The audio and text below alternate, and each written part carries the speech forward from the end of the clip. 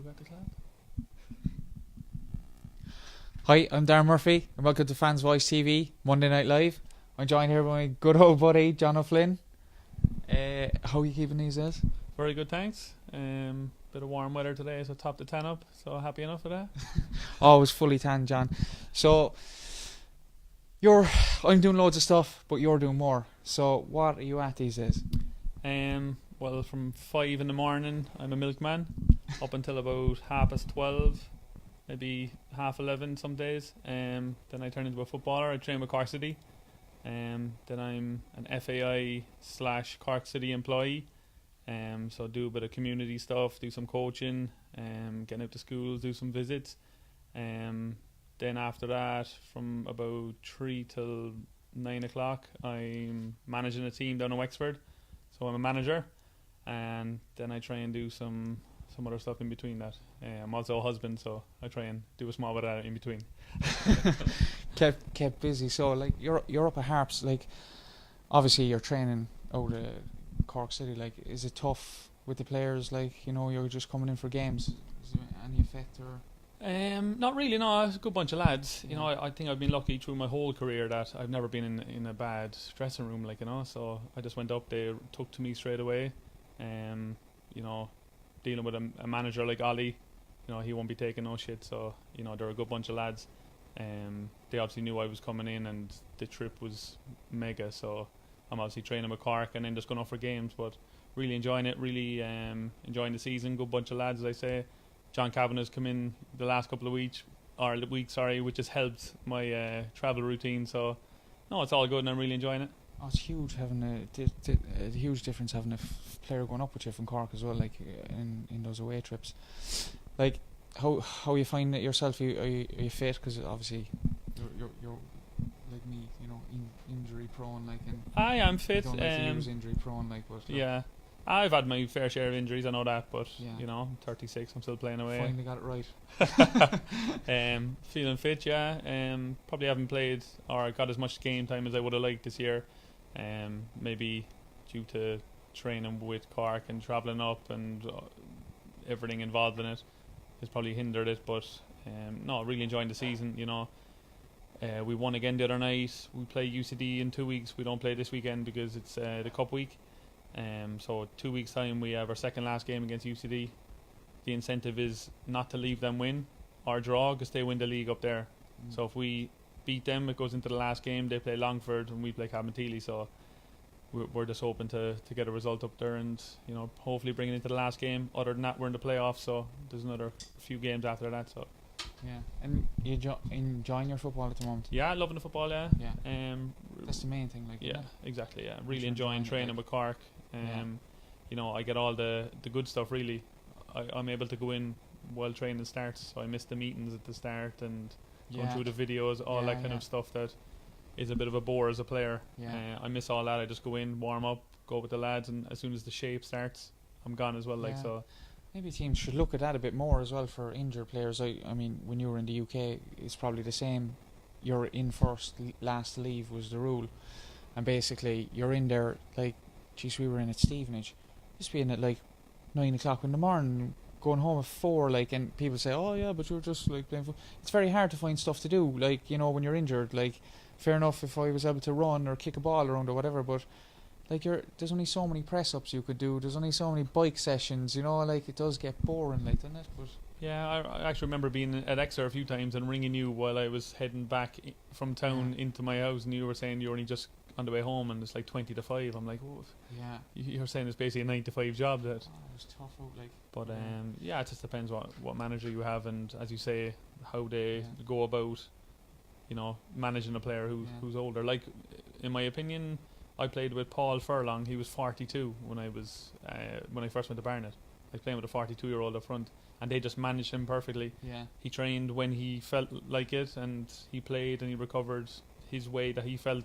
So the manager and the team kind of left it up to him. So he was able to perform and be on the pitch at the weekend in a game, which is where we wanted him. So, you know, seeing him at that age, and obviously he had good genetics as well, like, so he was a fit lad. There you go. If there's any aspiring managers out there, know your players and let the old fellas be. Exactly, but I think even like as times progress, the GPS systems now, you see a lot of the lads, a lot of the high class teams, but even we played Galway at the weekend, they always wear them GPS vests. Yeah, and that gives you certain statistics that you're overworking or you're underworking. So lads who are injury prone, it's not a nice thing to be in that bracket, but you know, to keep tabs on, you know, you're over your threshold, pull that guy back or he's going to break down. So I think the tools that teams are using now is a lot better than when we used to. Finally, technology stuff and sports sciences have a role to play. Yeah, exactly. Because they're getting away with it for murder for the last couple of years. But so the FAI, you're doing kind of a role with them in Cork. Yeah, basically it is more than a club, kind of city in the community sort of thing. It's a project that came from Wales. Cork City and Bohemians got the two kind of Irish connections, and there's 2 clubs in Wales that do it. So basically there's a range of different things. We're actually going to do a dementia kind of workshop where we go into old people's homes and just get people with on stage kind of early stages of dementia to. I thought you were going to say you're getting them back into football.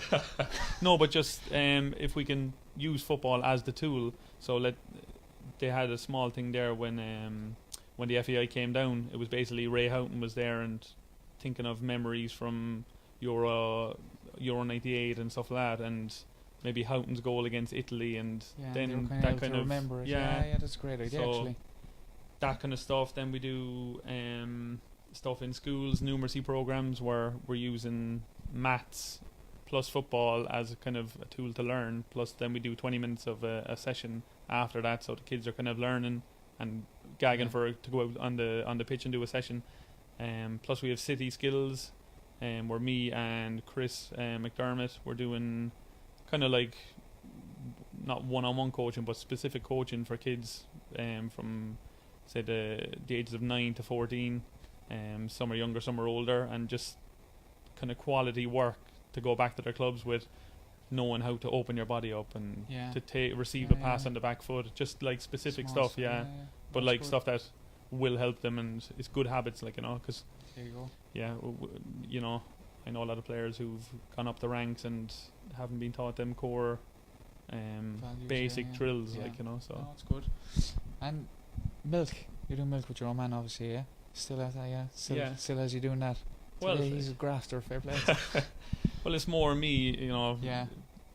As you get older, you kind of appreciate the things your parents done for you growing up, and the countless trips that he would have brought me up and down the country playing football and watching me and whatever. So I just like getting up and helping him. It's a fair enough slog, and he's on his own doing it, so I don't mind helping out. Do you find, like, when you came out of, like, I mean, England there now, and you're barred in Exeter, and you kind of come away from that full-time setup, do you find you're after changing as a person, and you kind of look in then at other lads who are going through it at the moment? You know, if football is their life and football is everything, obviously you're after realising, same as me, you know, it's not everything, and it does take kind of weight off your mind. Yeah, definitely. I just think if you're prepared for that, when I first came back and I signed for City, I just had to think, what can I do now? Like, you've a lot of free time. Obviously, when you're injured, as you say, it's 9 to 5, and you're trying to think of things to do, or the physio is actually trying to find stuff to fill your time, you know, just to have you there. But if you're training every morning, you're in at 10:30, you might be gone at 12:30. Then you've the whole day. Like, over a footballer's career, there's so much time that you can be doing other stuff, or studying, or doing night classes, or just trying to further yourself. So I kind of had to progress that when I came back from City, or to City from England, and I done my personal training course. I done the first 9 months in Setanta College, strength and conditioning. I started on a neuromuscular physical therapy course, done my UEFA B. So I condensed loads of years of not doing nothing into nearly 2 years to try and get everything, try and get an array of stuff that I could say, okay, do I want to go into this field or that field? But at least I'd have options anyway, like, you know. Yeah, no, look, at least you're doing it. A lot of fellas kind of, you know, they go the opposite way then. They kind of think there's nothing out there for them, and, you know, they kind of go down a bad road of gambling, drinking, as you know yourself, it's out there. But do you watch a lot of football lately? Not really. As I explained earlier, I'm quite busy, so Yeah. I'm kept going all the time. Weekends especially, I'll be either travelling up to Harps or travelling to Wexford. So not really that much football, but I know the results, and I keep always tabs. keep an eye. Like Yeah. I'm the same as well. But like when I was still involved in football, you don't really watch it. You're not like a fan really anymore. Whereas you were a fan when you were a kid, and the love of it, and kind of that's why we're kind of doing this. But we're here on live anyway, and we'll see if there's a few questions. Yeah, perfect. Yeah, so thanks everyone for joining anyway. There's Bernie Toomey, Kim Murphy, Ray Casey, John McCarthy, Ryan O'Gorman, so thanks for joining. Shout out to all the guys joined in. And Nice one, lads. a question for John, how's life with Finn Harps? You've kind of covered it anyway. Yeah, good. Yeah, we're coming towards the close end of the season now, which is very short in the first division. Like 22nd of September is the finish. We have 2 games to go. So if you're not in the top 4, that's basically you done in the 22nd of September. Yeah. So I don't think the FAI are actually thinking that there's going to be a first division club outside the top 4 in the cup final, which is in the first week of November. So there'll be a lot of downtime between then and November for any first division team that does progress and get into it. 6 months off, isn't it? Yeah, or no, 6 weeks off. So they're not back till January, isn't it? No, yeah, that's it as well. Yeah. For teams who finish in the 22nd of September, yeah. So it's a long time. Yeah. And it's a long time in between the first division finishing and the Premier League finishing. But suppose it's if you're in the cup competitions, like we're obviously out of the cup competition now, so we have a free weekend next week, and then we obviously go into our second last game, which is our biggest game of the season, really. Plenty of rest in it. Going loan to China or somewhere. What else we got? Ryan O'Gorman on Facebook as well. Ryan O'Gorman, he's always in with a good question. This All guy, right. yeah. So, Be do careful. you ever think about managing Cork City one day? First managerial job, really. I've had to go all the way down to Wexford for it. But yeah, I don't know. Like, obviously doing my UEFA B coaching badge, I'm looking along them lines. Probably playing. If you went back 10 years ago, I would have said not a hope I'd be a coach. Or as when I finished football, maybe coaching young lads, Yeah. But as you get older and as you're coming to the end, coaching becomes more of a thing you're interested in, and even watching the Guardiola thing at the minute on Amazon, it's great, and it's probably something that I would be looking to do in the future. Maybe go into League of Ireland or progress even to England, but Cork City being close to my heart, that would be something I'd like to do in the future. Yeah, and again, anyone out there who wants to ask a question, get it into John. We'll be talking away anyway. So like that job in Wexford, Bunclody? Yeah. Like how did that come about? Kind of a link I have with a buddy down there. Yeah, all over the country. I do like driving, in fairness, and it's a serious trip, like to Wexford. Yeah, it's what is it, about an hour and a half? 2.5. Yeah, You're like home. Bunclody is basically the top of Wexford. It's 45 minutes from Wexford, so it's nearly Carlow. Yeah. My car hates me at the minute. Imagine. But no, one of my buddies was involved with the club down there. They have a massive setup. Would eclipse. Indoor and everything. Yeah, it would eclipse any most League of Ireland clubs. Lots of pitches. I just went down. I met the lads one weekend. They seemed like a good bunch, and I just said, why not?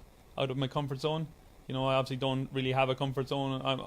I'm coming towards the end of my career. I'm 36 now, and I'm travelling the furthest I've ever had to go to play football. So I have a 10-hour round trip on a weekend to play a bit of ball, and I have a 2.5 or a 5-hour round trip then to manage a team. So no, I'm really enjoying it, and I obviously don't mind driving. So what about games then and stuff? Like obviously with you playing with Finn Harps as well, you're going to miss a few. And no, like Finn Harps, we usually play on a Friday night up there. There's only a couple of teams like Cove and Longford who play on a Saturday, so with my club in Wexford, Bunclody. It's a Sunday game, so Right. I'll always be available for games. It's just the training at the meantime. We do a Tuesday night, and it's normally a Friday night, but Right. I obviously can't go to the Friday Yeah. night one, so. You did that on purpose. But we've changed a few to a Thursday night now, because Yeah. I'm obviously aware that there's a lot I need to work on to Yeah. implicate to the lads the Yes, yeah. coaching things and Yeah. different system and what I What- want. So What kind of level are they at? yeah, very good level. Like I've lads from say 17, 18 right up to late 30s, 40s. So I've a wider range of age groups and lads who have good habits, bad habits. Years of playing. Lots would have been in and around the league. Lots would have had nothing at all to do with the league, so they're fresh. So, there is a big gulf, but they're all willing. They all work really hard for me, and that's all I can ask for, really. That's one thing. What would you say about being an ex-professional footballer for someone to make it? It's attitude for me anyway. Yeah, 100%. definitely attitude. Like, not many people would know, but when I was 14, 15, before I went to Peterborough, I was at Derby, Nottingham Forest, Leeds. I spent a lot of time here, there and everywhere, but Peterborough was one of the places where I kept going over. They kept asking me back, and another trial or training week or whatever. So by my junior cert year, I'd say I was hardly in school. I was spending months here, months here, months here. But my final ask back to Peterborough, there was 6 of us called back. There was 2 forwards, 2 midfielders, 2 defenders. Only 2 of us got contracts out of that, and we all went to the same pitch. We done our little drills, had a little warm up, and it was shooting exercise. There was no nets in the goals. I didn't even notice, to be honest. So I was thinking 6 people, get the balls in quick, because you're not going to be getting that many shots. So I don't know how many shots we would have had, all 6 of us, and there was 2 of us who, after every group of shots, got the balls, brought them back in, shots again, ran, because there's obviously no net. Even if you were scoring or you missing, the ball was going back. Yeah. And it was because of that attitude that I wanted to get the ball and bring it back in. It was me and another lad who showed the most commitment to getting the ball, like enthusiasm, and they said that was one of the major factors, which when you look back at it, like, it's a fine line. Yeah. If I on that day I was thinking, no nets here, load up, You would. Yeah. And you were the best ball boy at Peterborough then next week. I'm pumping them up the next week, yeah. But yeah, it is. It's all about attitude, really. Like, tell us another venture. Your Suma Sports. Yeah, that's the gear is nice. Actually, it is. It's really nice. Very nice. I said I'd actually wear this. Like, I obviously wore jeans and the t-shirt, so Obviously it's promote it, casual, like, and I'm ready to play Yeah, 5-a-side down the road if anyone asks me to play. Like, there so. you go. Anyone out there for a 5-side or any Suma tops? He does cups, bed sheets. www. No, but yeah, just another little venture. Another one of my buddies started up this company, and with my links with a lot of football people I would know, he wanted me involved. So it's something we're just starting out with now, but could be massive, and hopefully will be massive. We actually sponsored at the weekend on Saturday the Robbie Galvin Cup. So yeah, I seen that. Yeah, good, so it was I good. Couldn't make it actually. Just we the game ourselves. yeah, you let us down there, but I won't say much. But no, it was Manager good just to be able to obviously get the brand out there and the jersey out there, but to also help out with the charity, and the family were thanking me afterwards, and so it was a nice touch. What was it? North side v South side. Northside v And then was Southside, there a yeah. Cork City team as well? Cork City Legends v Abtran 11. So it was 2 yeah, games. 2 games. Yeah. Did Hilly play? Normally Hilly played. Yeah, missed the penalty. Still play. You missed the penalty, Hilly. I got taken out. I let him take it, and he missed it. So Well no, but spent that enjoyable game. day. Dan Murray. Greg wasn't there. No, Greg Dan Murray. Murray played. Neil Horgan, Neil Horgan still playing. Philip Long, Colin Healy, Yeah. Michael Monconroy. So it was a very good, yeah. good bunch there. It's good to get the lads back together again. Like like we started a WhatsApp group, trying to get everyone on it and try to get it going. Yeah, It hasn't really got going yet, but we'll get it going. there's only a couple that really participated in there. Carney likes to participate. Yeah, there's always a few watchers then in there. Yeah, I know. Yeah, There's you can always see 'em. watchers in that WhatsApp group. Never come out. You can't untick the double ticks, No. like not the many double people ticks, know yeah. that. And as well, if you hold the message that you sent now, and then go up to the top and there's an I button info, press that, you can see who saw it as well. Alright. So yeah, ye are found yeah, out. it's He found a technology there that we all knew. No, but even after the game, it was great. The feedback from Abtran, they obviously really enjoyed playing against the ex-Cork City players.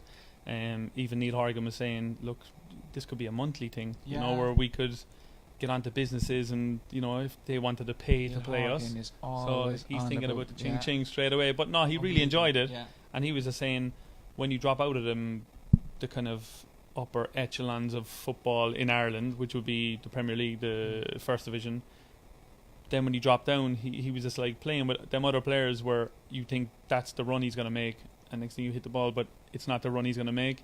He was like, you could just see straight away there from the first whistle on Saturday that it's back to the old ways that you still kind of know your teammates, you would have played with each other before, so you have that kind of connection. So he really enjoyed that, and he was just saying that we should do it more often.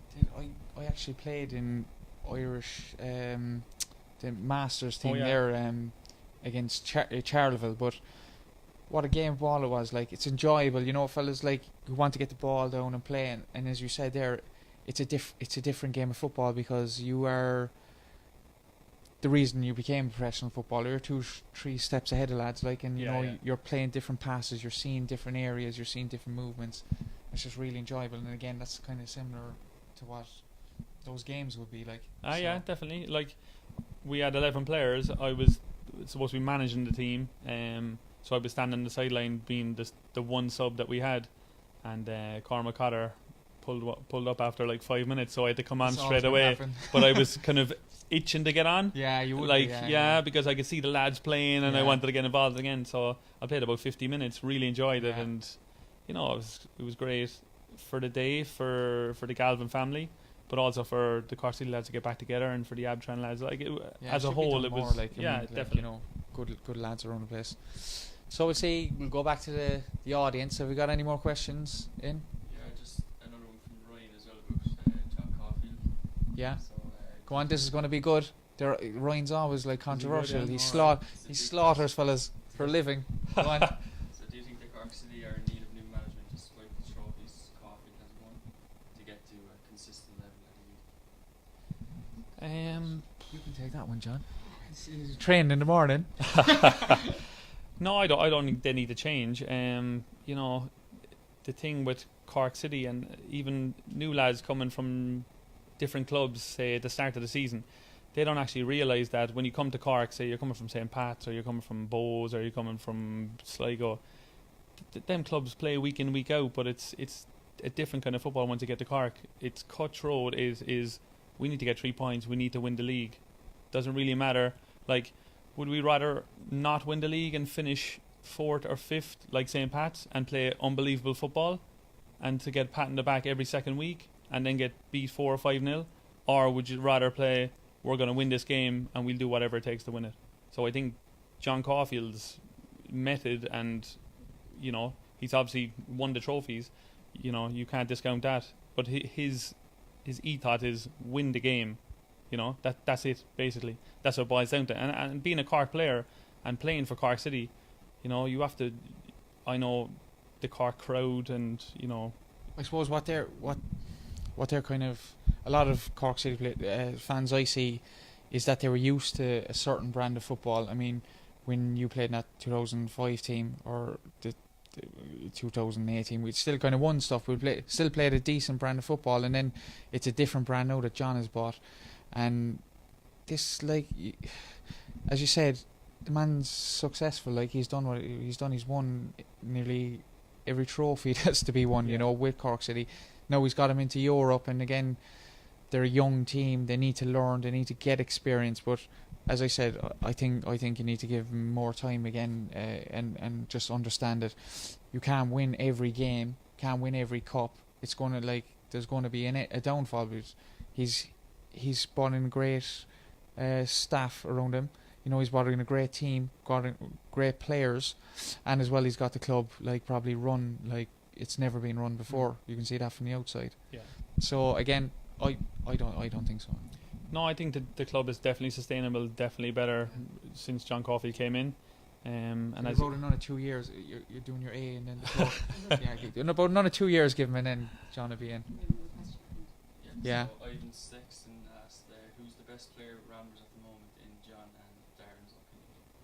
Oh, that's a good one. Ivan actually plays on my Riverstown team. Ivan, shout out to you, kid. He's a very good player, actually. Yeah. Very good. Yeah, very good. Sign him up, yeah. Sign him up for Cove. Yeah. Have you seen much of Ramblers?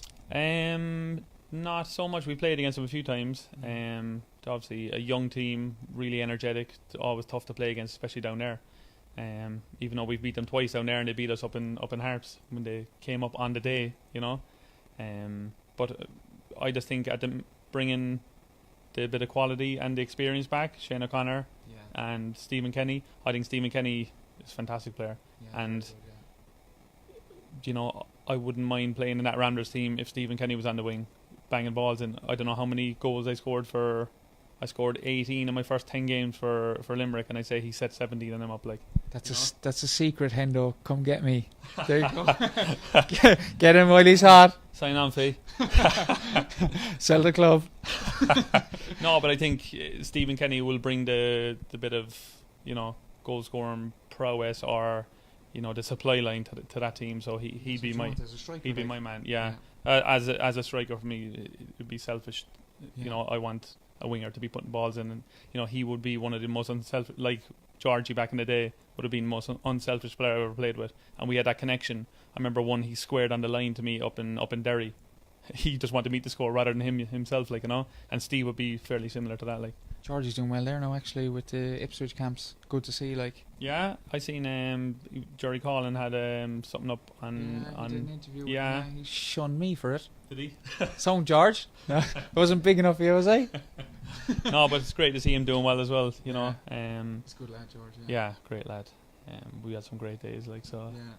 Probably couldn't say what kind of days we had on camera there.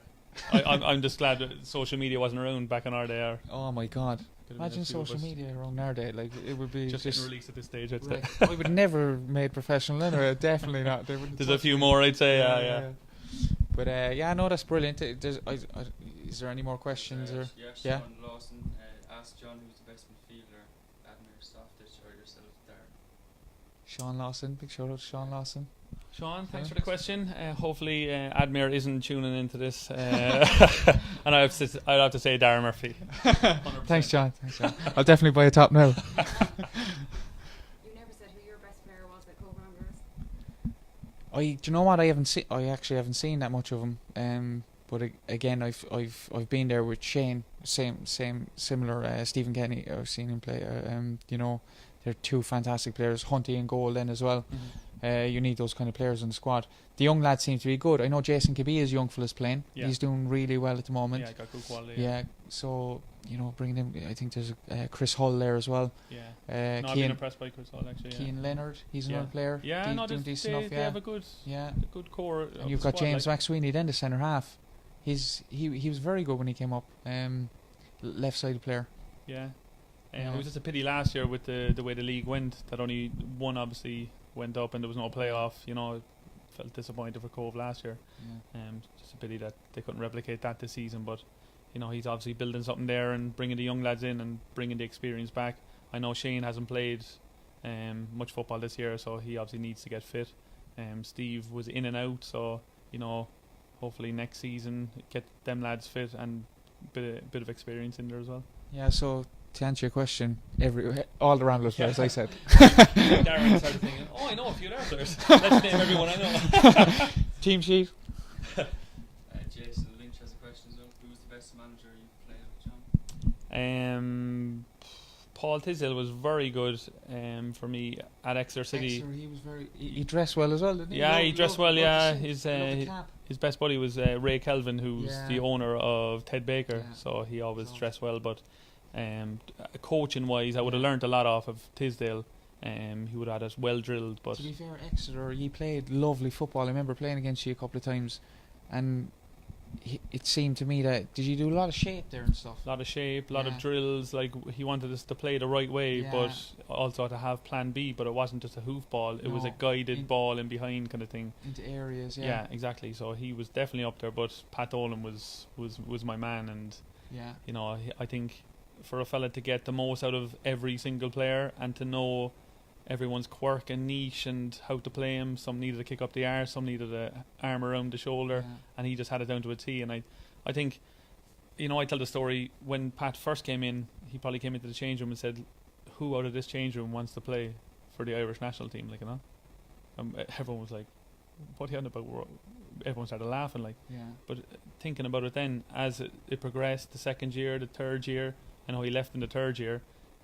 But how many of them players went on to actually represent Ireland? So, it's massive. So I think he didn't have a ceiling really. The sky was the limit with Pat, whereas some managers had, that's my goal, to finish there. But Pat was thinking, all these lads can go to England, play in the Premiership, and represent their country. I think what Pat brought into Cork and especially Ireland is a professional attitude from the UK.